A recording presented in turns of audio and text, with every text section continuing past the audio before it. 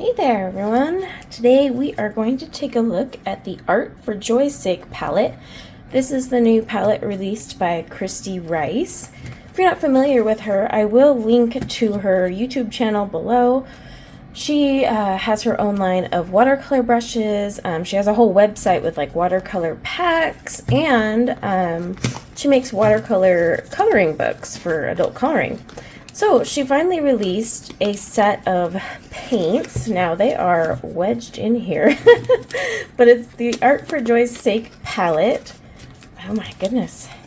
Let's see if I can, this is the problem with nails. Okay, I'm going to open the other side and pop it. So if you have nails like me, just do it that way. Okay. Well, it's nice and wrapped, so that's always a good sign, right? Okay. One thing I do want to point out that I saw on the box is it says dye boosted pigments with light fast rating 7, excluding fluorescence, made with gum arabic and vegetable glycerin binders. So if you're curious what's in them, light fast rating and what they're made from, these are dye based pigments. So that answered a lot of questions I had when I was buying this. All right. So look at this beautiful tin. Oh, it's so adorable. So on the back you do have your little thumb holder. Do I ever use this? No, I don't stand and paint, I sit. And then you got Kristy Rice. Okay, I haven't seen this yet. So let's see. Ooh, you do you here. Create your own unique swatches. Fun. So she has some videos on her channel and always has about doing a more fun way to swatch your colors rather than just, you know, a square or the usual. Like, so these are some swatching ideas, like you can create circles and even touch them together to blend. Just make some leaves to swatch your colors. So basically, she always encourages that. But if you do want your squares, it looks like they're right here. So here we have our colors. Now, I'm assuming we're not going to have pigment numbers because these are dye-based, so I'll check her website, but I don't think we'll have like anything like that. And so the names are made up by her. So Fearless, Calm, Sweet, Fierce, Delve, Tend, oh, look at that, Thrive, Growth, oh, that looks beautiful, Blossom, Passion, Punchy, and Flow. They are definitely Kristy Rice names. So we can test them right here, but I will actually be swatching in my Etcher cold press because that is what I paint in. Alright, so we got 3 nice mixing wells here. Ooh, and we got some mixing wells here. So it's kind of one of your standard palettes. If you're unfamiliar with this type of palette, they have mixing wells hidden underneath. Does this not sit flat? Oh, it does. I just had to move my thumb holder. Alright, so all the paints are in here. They're actually pretty tight. I'm going to have to scooch, loosen and scooch. Looking at this, okay, it looks like it goes in this order. So that'll be good to know. So these paints themselves, let me loosen that and pull them out. They're definitely like, nope, not loose, so that's good, but they have that, you know, prefabbed feel to them, so we'll see how these perform. I wouldn't expect these or buy these with the expectation of like comparing them to like Holbein or Schmincke or anything like that.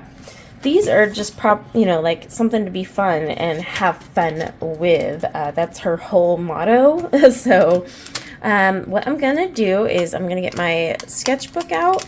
I am going to wet these first. I'll just get a little mister, and then we'll swatch them and see what they look like, because I'm very curious. Because on here, like these two look really close to one another, but of course this is a printed brochure, but here you can see definitely more orangey, more pink. So I really want to see how these colors look, and especially these greens, but these definitely look like colors she would use. I mean, heck, they're pretty much the colors used on the tin. So, alright, let's get swatching. Alright, if you're curious how I do this, I have one of my spare rags. I do that so I don't mess up the wood of my table. I just have this little cheap mister. You can seriously get these at the dollar store. Just mist away. I mist extra with ones that look kind of like, you know, this. Just because often they take a little more to reconstitute. Okay, so I have my Etcher cold press 100% cotton watercolor sketchbook that I use for all my swatches. I am using the Kristy Rice 1/2-inch dagger brush because I feel like that is most appropriate to use her brush, right? And we are just going to swatch. I put like a little number in the boxes, and that is basically so I can test the opacity of these colors, just because I don't know what pigments they're made with, so I'm kind of curious. And they don't have like opacity ratings on them. Ooh. That is neon. That's fearless. All right, let's see what calm is. So these re-wet really nice. That's kind of a, that one definitely looks like it's going to be a little more opaque. Okay, let's try sweet.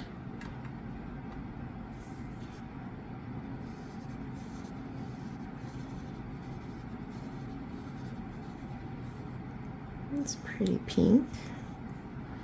And yes, I'm purposely going outside of the lines. Okay, fierce. Make room on my desk, it looks like. Oh, wow, look at that red. That is, that's fierce. All right, delve. This looks like a nice luscious brown. Look at how it reacts on that paper.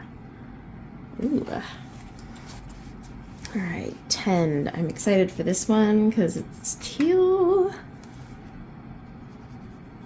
Oh, it's lovely.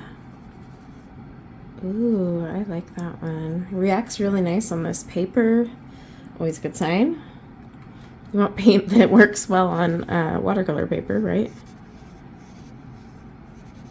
Ooh, that's like a nice green gold. That's what it reminds me of. Okay. The names really do match up with the colors quite well. Like growth, I would totally... Wow, that's a beautiful green with a nice, like, it's like an olivey tone. Okay, let's check out blossom.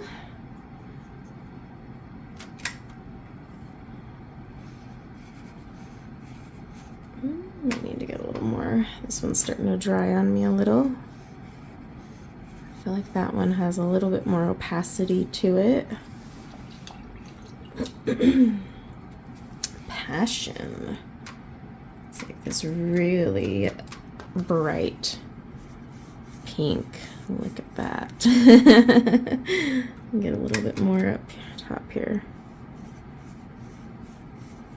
Oh, it is so pretty. Ooh. All right. Punchy. Just this purple.